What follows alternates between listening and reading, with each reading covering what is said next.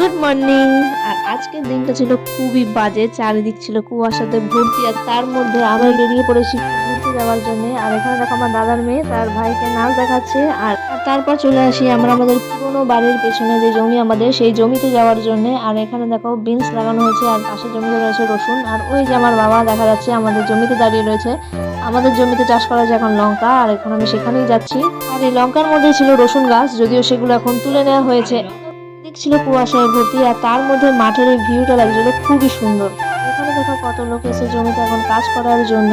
ওই সাইডে আমার বাবা গিয়েছিল জমি থেকে মূলো তুলে দেওয়ার জন্য, আর বাবা দেখো সেগুলোই নিয়ে আসছে। আর পাশে জমিতে লাগানো হয়েছিল বিনস গাছ, যদিও গাছগুলো এখন ছোট ছিল, বিনস এখনো ভালো মতো ধরেনি, তাও অল্প দু একটা দেওয়া হয়েছিল এর মধ্যেই।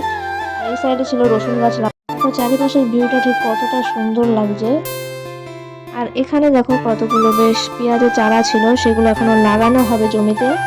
বাবা এখানে যে মূলগুলো নিয়েছিল সেগুলো সুন্দর করে আমাকে বেঁধে দিচ্ছিল বাড়িতে নিয়ে যাওয়ার জন্য। আর সেগুলো বেঁধে দেওয়ার পর সেগুলো আমি হাতে করে নিয়ে বাড়ির দিকে রওনা হলাম। টাটা।